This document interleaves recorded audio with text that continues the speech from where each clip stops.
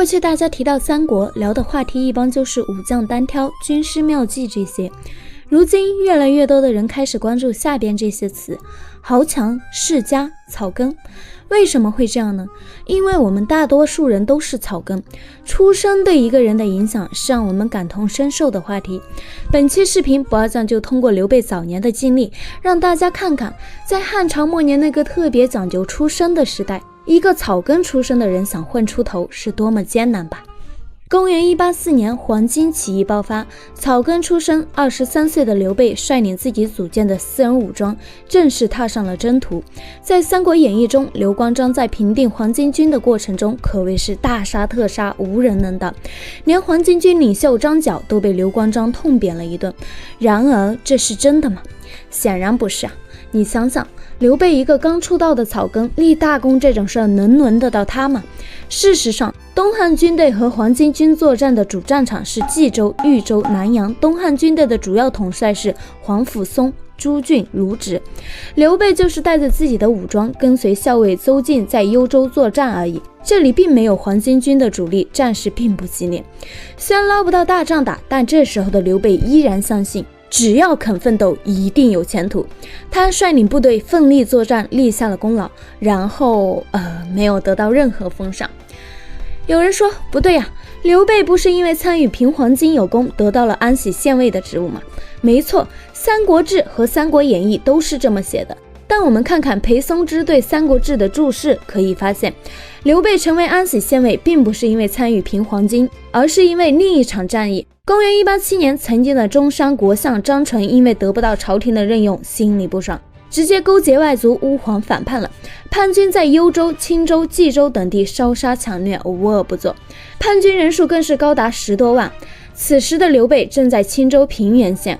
我们前边说了，刘备从184年开始就一直在幽州和黄巾军作战，那他这时候为什么会在青州呢？个人推测大概是刘备率领部队从184年打到187年，幽州的黄巾军基本被平定了。刘备虽然立下了战功，但因为战事不够激烈，外加他是草根出身，并没有得到封赏。整整3年的浴血拼杀，到头来却是一场空。刘备心中的痛苦可想而知。然而，坚强的刘备并没有放弃，为了自己的理想，为了一直跟着自己出生入死的兄弟们，他一定要混出个名堂来。于是刘备让部下们留在幽州，自己去了青州，想看看这里是不是有立功的机会。结果正好就遇到了张纯叛乱，眼看叛军四处烧杀抢掠，刘备一股热血直冲脑门，娘的，干他一炮！上期视频中我说过，刘备很擅长搞人脉，这时候刘备又发挥了这个才能，他成功得到了当地一个叫刘子平的土豪的帮助。在刘子平的推荐下，刘备加入了青州，从事讨伐张纯的部队。然而叛军人数众多，还有大量战斗力强大的乌黄骑兵，青州的地方部队又怎么会是对手呢？结果是刘备虽然英勇作战，但还是无法力挽狂澜，他本人也受了重伤，倒在战场之上。按照正常情况，一切都将就此结束。一个名叫刘备的草根不甘于平凡，满怀信心踏上征途，浴血奋战数年后，终于死在了战场之上。死后没有在史书上留下哪怕一个字。这就是那个时代想要混出头的绝大多数草根的命运，他们付出了努力，流下了血汗，随后就失去了生命，消散在了人们的记忆之中。刘备躺在战场上，伤口不断流出鲜血，好疼，好累，就这样结束吧。突然，一道光照亮了他的心房，辛苦养大他的母亲，跟着他出生入死数年的兄弟，还有关羽、张飞，一个个鲜活的面容出现在他的面前。我还不能死，我要撑下去啊！刘备紧闭双眼，屏住呼吸，装作自己已经死了。渐渐的，战场上的硝烟散去了，敌人离开了战场，只留下刘备和身边的一群尸体。刘备挣扎着想要爬起来，可失血过多的他已经无法动弹。会有人过来吗？刘备不知道，他只是以极强的求生信念，死撑着一口气，等待救援。不知道过了多久，刘备的一个朋友冒死前来战场搜寻刘备，终于发现了刘备。就这样，凭着顽强的毅力，刘备捡回了一条命。在朋友那里养好伤后，刘备并没有休息，而是以强大的毅力再次踏上征途，参与到讨伐张纯叛军的作战之中。这一次，刘备终于立下了战功。据记载，公元188年，公孙瓒率领部队在石门和张纯以及乌桓组成的叛军展开大战，成功大破叛军。我猜啊，可能刘备这一次正是跑去找了老同学公孙瓒，参与了石门之战，在此战中立下了功劳。立功后的刘备终于成功得到了一个芝麻小官安喜县尉，主要工作就是负责一个县的治安。然而就是这么个芝麻小官，刘备都把握不住。刘备担任安喜县尉不久后，汉灵帝就下令各州郡要进行裁员。汉灵帝要淘汰一批官员的目的应该是净化官场，本意当然是好的，可实际执行起来嘛，首先倒霉的并不是那些不合格的官员，而是刘备这样出身草根的官员。没后台嘛，不裁你裁谁？估计之后刘备亲眼看到了不少草根官员的下台，因此得知朝廷派督邮过来巡查后，刘备心中立马就跟明镜一样，轮到我了。哪怕到了这种时候，刘备心中依然怀着万一的指望，我的功劳可是一刀一枪实打实拼出来的呀。只要我求见督邮，跟他好好说说我的功劳，让他转达给朝廷，我就不会被裁了吧。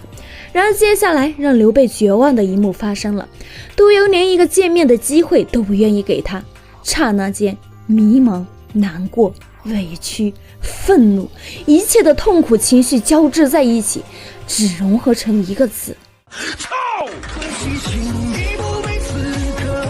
几年的血战，老子死了多少兄弟，立了多少功，自己都差点儿没命，就换这么个小官，屁股都没坐热就要被裁员，你他妈还跟我摆谱，还不见我？OK， 兄弟们，干他！刘备像疯了一样，直接带人闯入督邮住所，抓住督邮以后，把他绑在树上，狠狠抽了他100多下。是的，历史上干这事的人不是张飞，正是刘备自己。这才是真实的刘备，一个热血、真性情，很多时候甚至有些疯狂的人。值得一提的是，刘备怒鞭督邮时，气急之下本来想要杀了督邮，结果督邮哀声求饶，换了别人哪管这一套，老子弄死你，出了气再说。结果令人惊讶的是，极度疯狂状态下的刘备最后依然选择放了督邮。这一个小细节完美体现了刘备的性格，他虽然热血真性情，有时候甚至会疯狂，然而内心深处却始终保持着一份理性与克制。这份理性让刘备迅速冷静下来，他意识到督邮也不过是一个照章办事的人，怎么能对他下杀手？于是疯狂状态下的刘备还是放了督邮。人性的弱点就是做了一件坏事，就不会再忌讳继续做第2件、第3件、第10000件。可以杀一个无辜的人，就不会再忌讳杀第2个、第3个、第10000个。刘备一生都没有屠城，基本没有杀害过无辜。这一切的起源或许就在于刘备能够忍住怒气，释放督邮。不做坏事最好的办法就是不去开启罪恶的源头。放了督邮后，刘备弃官逃亡，开始了流浪生活。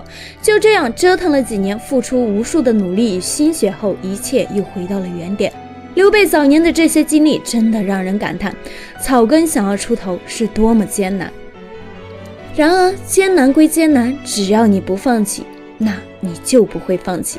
刘备朝着首都洛阳方向看了一眼，对身边的关羽、张飞说道：“我们去洛阳。”好啦，感谢观看本视频的朋友们。弃官逃亡的刘备为什么要去首都洛阳呢？在洛阳，刘备会有哪些奇遇？他又将如何东山再起？下一期不爱咱就来说说这些内容。喜欢这个系列的朋友就给个关注和3连吧，大家的支持是我努力创作的最大动力。那拜拜啦！